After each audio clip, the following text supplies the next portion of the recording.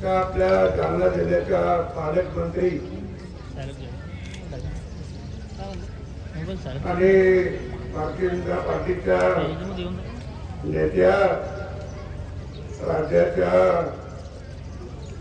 मंत्री, पर्यावरण आणि पशुसंवर्धन मंत्री पंकजाताई मुंडे, जिल्हाधिकारी पंजाब, एसपी संसद, जिल्हा परिषदेचे सीओ नडियाद, देवजी पटेल, दर्दराजी टोंबरे, देवराजी गावंडे, सुधीरजी राजचक्ता, प्रवीण गोगे, पठाडे, जिल्ह्याचे अध्यक्ष बीजेपी कौशल गोगे, जिल्हाध्यक्ष शिवसेना गौरीबा पाटील ढाकणे, कार्य समितीचे अध्यक्ष आणि उपस्थित सर्व मान्यवर बंधू आणि भगिनींनो, आमचे सर्व शिक्षक वृंद आणि सर्व विद्यार्थी, आज या ठिकाणी आपण आंबे येथील भगवान बाबाच्या नावाने शाळा चालवतोय.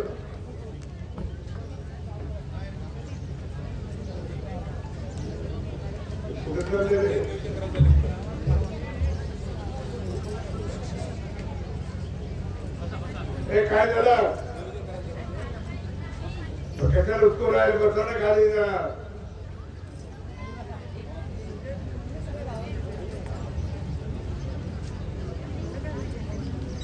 भगवान बाबाच्या नावाने आपण ही शाळा चालवतोय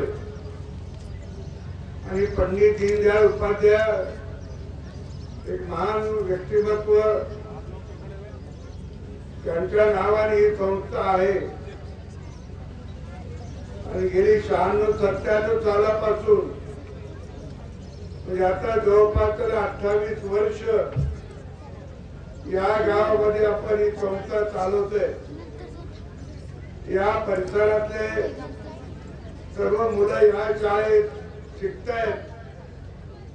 शाळा सुंदर आहे, अशी बांधकाम असलेली एकही शाळा आपल्या आश्रम शाळेची कुठे दिसणार नाही. इतकी चांगली शाळा आपली आहे. वसतिगृहाचे जरा त्याला साधारणतः 25 वर्ष झाली असतील. त्या वसतिगृहाच्या इमारतीसाठी आपण आता याला एक चांगली RCCची, मुलाची वेगळी, मुलीची वेगळी असं वसतिगृह बांधतो आहोत आणि ते चांगलं त्याच्यात सोयी सवलती असतील असं वसतिगृह बांधणार आहोत. सामाजिक न्याय विभागाच्या लोकांनी आपल्याला आपलं जे इमारतीचं भाडं होतं ते भाडे दिले आणि तोही पैसा आता आपल्याकडे आहे. काही कमी पडलं तर आणखी आपण टाकू. परंतु या दोन्ही वसतिगृह, मुलाचं आणि मुलीचं, आपण एका वर्षामध्ये पूर्ण करायचा आपला संकल्प आहे आणि तो निश्चितपणे पूर्ण केला जाईल. मला भगवान बाबाच्या अनेक आठवणी पण सांगता येतील, थोडा वेळ आपल्याला नाही. पण भगवान बाबाने जे आपल्याला प्रबोधन केलं, जो आपल्याला त्याने त्याग शिकवला, जो आपल्याला त्याने एक चांगल्या प्रकारे राहणीमान आणि राहण्याचं शिक्षण दिलं, त्याप्रमाणे आपलं जीवनचर्या, जीवन जगलं पाहिजे आणि आपण दुसऱ्यालाही मदत केली पाहिजे अशा प्रकारचा उपदेश भगवान बाबांनी वारंवार केलाय. तेही आपण लक्षात ठेवलं पाहिजे. या ठिकाणी मुलींनी काही प्रात्यक्षिक करून दाखवलं, मुलांनी देखील चांगलं प्रात्यक्षिक करून दाखवलं आणि शिक्षकांनी चांगली मेहनत घेऊन या प्रात्यक्षिकामध्ये त्यांना सहकार्य केलं. पण याच्यावर थांबू नका, ही सुरुवात आहे असं समजा आणि याच्यापेक्षा आणखी दर्जेदार, आणखी उत्तम, अधिक चपळता असलेलं असे प्रात्यक्षिक तुम्ही केले पाहिजे. चपळता ही महत्वाची आहे. चपळता आणि त्याच्यामध्ये आपल्याला धावणं आलं पाहिजे, पळणं आलं पाहिजे, व्यायाम करता आलं पाहिजे. सगळ्या गोष्टी केल्या. आणि मुलींना मी आग्रहाने सांगेन, महिला मुलींनी आपल्याला सांगायचंय की आता आपण नाजूकपणा सोडून द्या. नाजूकपणा सोडा, जरा धट्ट्या कट्ट्या व्हा.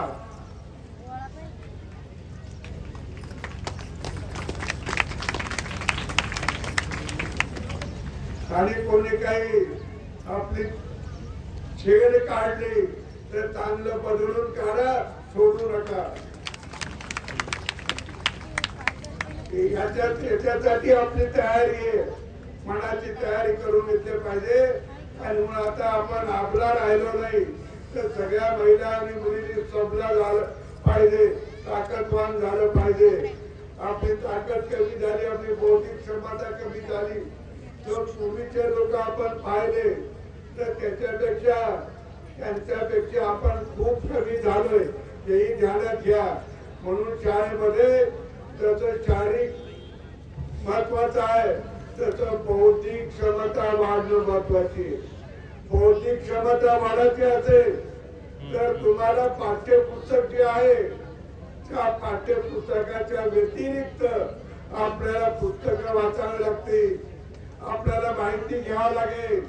शिक्षकांना पण मी आग्रह करतो नेहमी की आपण बाहेरचं वाचत जा आणि या मुलाला देत जा. या मुलाला तुम्ही जेवढं नवं सांगा, जे काही संशोधन सांगा, जे काही तुम्ही कुठे काही घडलेलं सांगा, त्याचा फायदा या नवीन मुलांना होतोय. त्या शिकल्या शाळेत असलेल्या मुलांना होतोय. त्यांची बौद्धिक क्षमता वाढायची असेल तर पाठांतर चांगलं झालं पाहिजे, वाचन चांगलं झालं पाहिजे, लिखाण चांगलं झालं पाहिजे. आणि ज्याची बौद्धिक क्षमता वाढेल तोच पुढे जाईल. ज्याची बौद्धिक क्षमता वाढणार नाही तो पुढे जाणार नाही. आता कॉपी करून पास होण्यामध्ये काही अर्थ राहिलेला नाही, कारण त्या डिग्रीला कोणी विचारत नाही. तुम्ही पुढे नोकरी मागायला गेला तर तुमची ती सर्टिफिकेट कोणी पाहत नाही, तर तुम्हाला आधी विचारतात. तुम्हाला काय विचारतात त्याची उत्तरे तुम्हाला देता आली पाहिजे.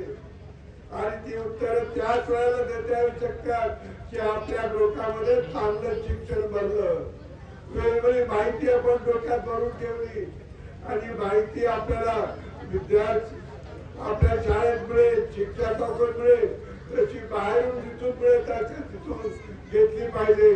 आणि आपण पाठ्यपुस्तकाच्या शिवाय काही पुस्तकं वाचली पाहिजे. त्याच्यामध्ये आपल्याला अधिक फायदा होणार आहे.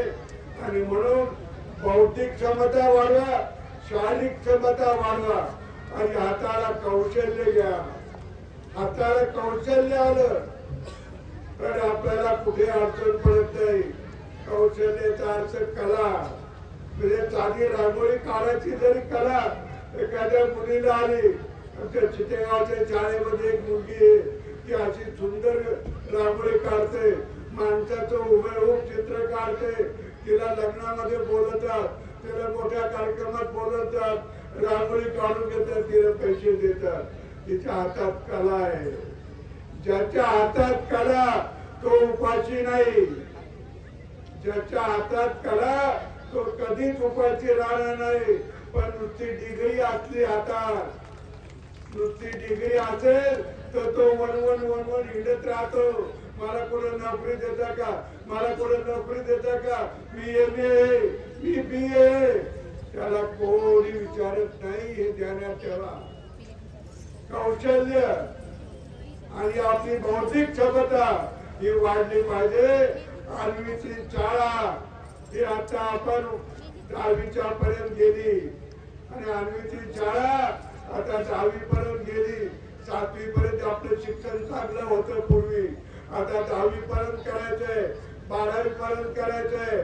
आणि आपण पुढच्या परीक्षेला चांगल्या कॉलेजमध्ये चांगले मार्क मिळाले 10वीला, चांगले मार्क मिळाले 12वीला तर आपल्याला कोणत्याही शाळेत कॉलेजमध्ये सरकारी कोट्यातून जाता येतं. आणि सरकारी कोट्यात गेलं की आपल्याला पैसे पडणार नाही. आपण एवढे श्रीमंत नाही की 40 लाख रुपये खर्च करून प्रवेश घेणार. आपल्या मायबापाला ते झेपणार नाही. तर आपली बौद्धिक क्षमता वाढवा आणि चांगले मार्क कमवा आणि आपण पुढे इंजिनियर व्हा, डॉक्टर व्हा, सरकारी नोकरी जा, पोलीस मध्ये जा. शारीरिक क्षमता, बौद्धिक क्षमता हे दोन्ही वाढवा एवढा आपल्याला आग्रह करतोय. सर्व शिक्षकांनी आपल्याला चांगलं शिकवावं असं त्यांनाही सांगतो. आणि शिक्षकाला जरा मला आर्मीचे शिक्षक जरा बऱ्यापैकी सुधारलेले वाटतात. आणि एकदा मी त्याच्यावर खूप रागवलो होतो. मला माहिती नाही तर मला बरं वाटलं नाही. परंतु म्हणलं कोणाला राग आल्याशिवाय काम होत नसतं. त्यांना राग आणला त्याला हे काम चांगलं दिसायला लागलं.